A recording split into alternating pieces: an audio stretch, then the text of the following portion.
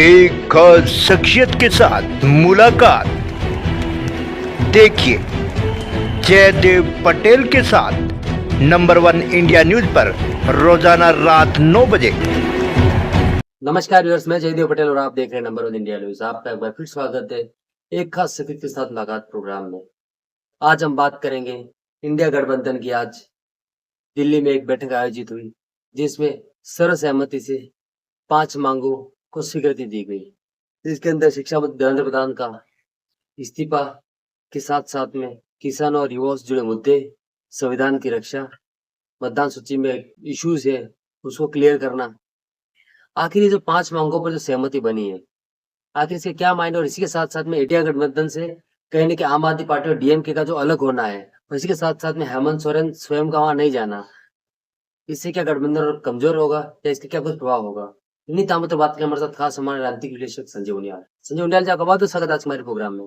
नमस्कार जयदेव, आपको और आपके लाखों करोड़ों व्यूअर्स को नमस्कार जी संजय उनियाल जी, आपसे मेरा पहला सवाल है कि आज इंडिया गठबंधन की एक महत्वपूर्ण बैठक हुई दिल्ली में जिसमें सर्वसहमति से 5 मांगों पर सहमति बनी है, जिसके अंदर धर्मेंद्र प्रधान शिक्षा मंत्री के इस्तीफे के साथ साथ में किसानों और युवाओं से जुड़े मुद्दे हो गए, बेरोजगारी, महंगाई, और इसी के साथ साथ में संविधान की रक्षा और एसआईआर का जो मुद्दा है, आप इसको कैसे देखते हैं? भाई, पहली बात तो ये 2 साल के बाद बैठक हुई है और इंडिया ब्लॉक, मैं कई बार इसका संधिच्छेद करता हूँ। ईश्वर ईश्वर के द्वारा दिया गया स्वर स्वर जो है वो ईश्वर ने, उसकी जो साउंड है, जो ध्वनि है, इंडिया ब्लॉक, भारतवर्ष को रोकना, भारतवर्ष को बंधुक बनाना, शाब्दिक अर्थ देखिए इसकी। और लगभग ऐसा ही काम इंडिया ब्लॉक के है वो करा करते हैं। कैसे करते हैं आपने देखा? आयुष्मान योजना को रोकना, सर्जिकल स्ट्राइक को रोकना, आर्मी के जवानों को गली का गुंडा कहना, राम मंदिर को कहना काल्पनिक फिगर है, देश की जो किसानों के अगेंस्ट जो है वो एक पूरा आंदोलन जो है उनके अगेंस्ट खड़ा कर देना, और भारतवर्ष को लगभग हर ऊंचाइयों तक ले जाने के लिए उसकी टांग खींचना। तो लगता है कि इंडिया ब्लॉक ने इस तरह की कसम खा ली। अब दूसरी बात मैं आपसे पूछता हूँ, क्या जब कोई ब्लॉक बनता है तो क्या वो कॉमन प्लेटफॉर्म उनके क्या है? आज आपने इन 5 चीजों को निकाला, क्या वो कॉमन अवयव क्या है, वो तत्व क्या है, वो एपिसेंटर क्या है, वो एलिमेंट क्या है जिसकी वजह से आप सब जुड़े हैं? वो एलिमेंट क्या है? सब जानते हैं वो एलिमेंट है मोदी। मोदी को हटाना एक ऐसा एपिसेंटर, एक ऐसा तत्व है जो सबको जोड़ता है।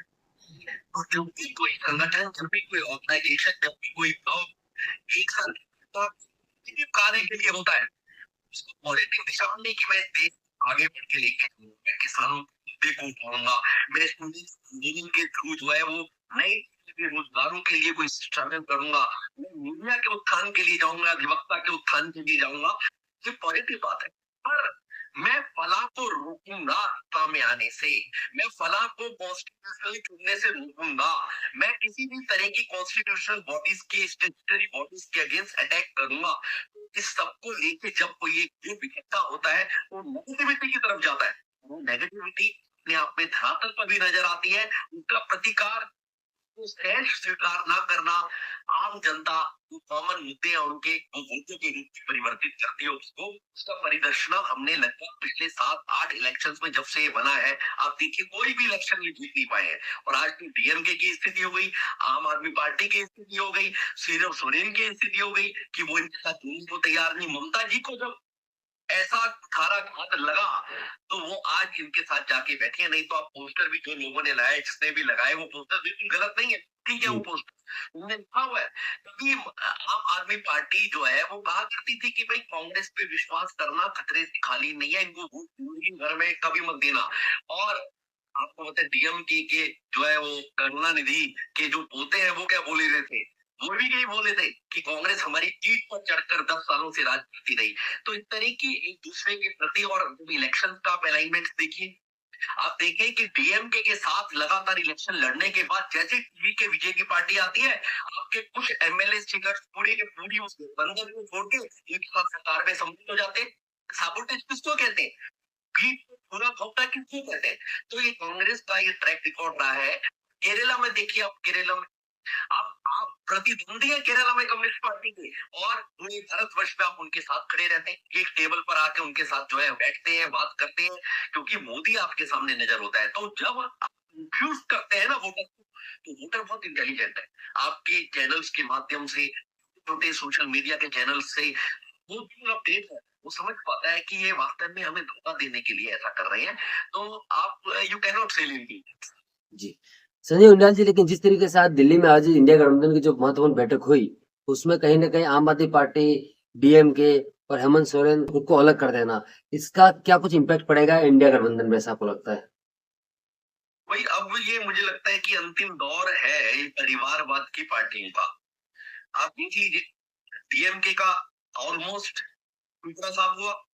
आप उधर केरला में देख लीजिए, इधर आप असम में देख लीजिए, इधर यूपी में देख लीजिएगा अभी आने वाले समय में। और दिल्ली में क्या हुआ, तो जो करप्शन की और परिवारवाद की राजनीति करता है वो साइडलाइन हो जाता है, चाहे वो पटनायक हो उड़ीसा में, चाहे आप पूरे भारतवर्ष के मानचित्र को देख लें तो आपको लगेगा मैं बिल्कुल ठीक कह रहा हूँ। परिवारवाद की राजनीति को बाय बाय करने का और खत्म करने का मन लोगों ने बना लिया है। और डबल इंजन ट्रिपल इंजन की सरकार की प्रोग्रेस डेवलपमेंट देख के लोगों को समझ आ गया। कोलकाता भी आप देखिएगा, जब वेस्ट बंगाल बिल्कुल जो है देश की उन्नति के साथ प्रगति करते हुए इनके साथ कंधे से कंधा लगा के जब प्रगति करेगा वेस्ट बंगाल, आप देखिए पिछले 1 महीने के अंदर कितने अच्छे डिसीजन हुए हैं। आपको ध्यान है 100 किलोमीटर की जमीन के लिए तार बांधने का बीएसएफ को अभी तक इन्होंने क्लैरिफिकेशन एमओयू पे समझौता नहीं किया था सेंट्रल गवर्नमेंट के साथ। घुस बैठिए, इनकी वो औकात, वो चीज जो इनको वोट दिया करते थे। और आप देखिए जहांगीर खान को नेपाल से पकड़ा जाता है जिसपे 10 केस रजिस्टर है, जिसने की पोस्ट वायलेंस में बहुत बड़ा रोल किया था, अभिषेक को 7 लाख से जितवा दिया था। तो इस तरह की जो राजनीति करने वाले आयुष्मान भारत 5 लाख का एक व्यक्ति को जो है वो मेडिकल इंश्योरेंस दिया जाता है, उससे वंचित रखा। उस जो है वो ऐसी जमीन के सुनार बांग्लों की जमीन के वहां के लोगों को आपने उससे वंचित रखा, जहां पर कि आयुष्मान भारत से लाखों लोगों को फायदा हो सकता था, 27 लाख लोगों को उससे दूर रखा। तो इस तरह के जो लगातार अलाइनमेंट, ज्यादातर पैक्स हुए, वो इस भारतवर्ष के साथ तो प्रोग्रेस देंगे, मुझे लगता है वेस्ट बंगाल को भी। और उन सबका ना आना जो आपने पूछा, मैंने पहले भी बताया, ये पहले भी जो लोग यहाँ बैठे हैं वो भी आप मान के चलिए एक साथ नहीं है। इन्होंने आने के बाद सबसे पहले अगर 3 वैकेंसीज आएंगी तो सबसे पहले अपने भाई को, फिर भतीजे को, फिर चाचा को, फिर बुआ को, फिर बहू को, इस तरह की चीजों में एकोमोडेट करना है। पर सर्वस्व छोड़कर अपना आना और सिर्फ एक नेता के रूप में डेवलप होते हुए एक बर्तन चाय धोने वाली का बच्चे को प्राइम मिनिस्टर बना देना और उसने ऐसा डंका बजाना कि थर्ड इकोनॉमी बन जाती है, वो शायद सीखने लायक चीजें हैं इन पार्टियों को। आपको पॉलिटिकल पार्टियां को दोबारा से जनरल सेक्रेटरी बना देते हैं। आप दिल्ली में बैठे, पर दिल्ली के नाक के नीचे आपने देखा क्या हो रहा है। भूपेंद्र यादव के यहाँ 12 से 15 एमपी बैठे हुए हैं। आपके 80 में से 48 एमएलए जो नदारद हो गए थे, 58 एमएलए के साथ जो है दोबारा एक पार्टी बन जाती है। एमपी भी आपके लगातार गिर रहे हैं। तो ये बताता है कि आपका प्योरली जो है ना एपी सेंटर मेरे परिवार को करने वाला जो एपी सेंटर है तत्व है, उसको आपको समाप्त करना पड़ेगा, नहीं तो आप की तरह बिखरते रह जाएंगे। जी। संजय उनियाल जी, आपसे मेरा एक आखिरी सवाल है और ये सवाल भी कहीं न कहीं वेस्ट बंगाल की राजनीति से जुड़ा हुआ है, जहाँ पर ममता बनर्जी की पार्टी टीएमसी के पहले जिस तरीके से विधायकों के टूटने की खबर सामने आ रही थी, आप कह रहे हैं कि इसमें 20 के आसपास जो सांसद है उसके टूटने की खबर आ रही है। ऐसे ममता बनर्जी की टीएमसी पार्टी का आगे क्या होगा? तो टीएमसी समाप्त हो जाएगी। आप मान के चलिए, अगर टीएमसी अगर इस तरह से नहीं चला, आप देखिए बाल ठाकरे की पार्टी इनके सुपुत्र नहीं संभाल पाए तो शिंदे के पास वो पार्टी का सिंबल भी आ गया और पार्टी भी आ गई। ऐसे ही अगर टीएमसी में अगर आपने अभिषेक को दरकिनारे नहीं किया तो लोग अलग से टूटेंगे, 2/3 मेजोरिटी के साथ आपके जो है वो एलओपी आपको डिक्लेयर करेंगे और आप एक नई पार्टी के रूप में आ सकते हैं। सिंबल भी ममता से चला जाएगा और ममता और अभिषेक के मुझे लगता है कि बहुत बुरे दिन चल रहे हैं और इनको अब जो है संन्यास लेना पड़ेगा और हिमालय की तरफ जाना पड़ेगा कमंडल के हाथ। जी, नीरज जाते-जाते मैं आपसे एक कमेंट और लूँगा कि इंडिया गठबंधन की आज जो महत्वपूर्ण बैठक हुई दिल्ली में, इसका क्या आने वाले विधानसभा चुनाव पर कुछ इम्पैक्ट दिखाई देगा या फिर इसी की वजह से बैठक को तय किया गया था? मुझे लगता है कि जितनी बार ये इकट्ठे होते हैं उतनी बार सामने वाला स्ट्रांग हो जाता है और ये इकट्ठा होना इनका ये दर्शाता है और शायद ये आम आदमी पार्टी को भी पता क्या है, डीएमके को भी पता है। डीएमके तो खैर अभी ताजा ताजा है, उस पर नमक छिड़का ही नहीं एकदम टीवी के साथ जाके। पर आम आदमी पार्टी को शायद ये भी है कि जब भी हम इनके साथ इकट्ठे हुए हैं, इन मेंढकों की वॉर में इकट्ठे हुए हैं, तो हम हारे हैं। तो हमें अलग रहना पड़ेगा, क्योंकि इससे ये पता लगता है कि भारतीय जनता पार्टी इतनी स्ट्रांग है कि इनको 23 पार्टी को 25 पार्टी को 36 पार्टी को एक साथ खड़ा होना पड़ता है उसके अगेंस्ट। तो इससे पता लगता है कि 100 कौरव और 5 पांडव। ऐसा ही नजर आता है कि इस तरह की ऐसी शक्ति है वो अपने आप में, इतना बड़ा जो है 52 अनुसांगिक संगठनों के साथ भारतीय जनता पार्टी अपने और वैचारिक परिवारों के साथ मिलकर कोऑर्डिनेट करके इस भारतवर्ष को परम वैभव पर ले जाने के लिए जो बढ़ रही है, ये इस डर की वजह से इकट्ठे हुए हैं।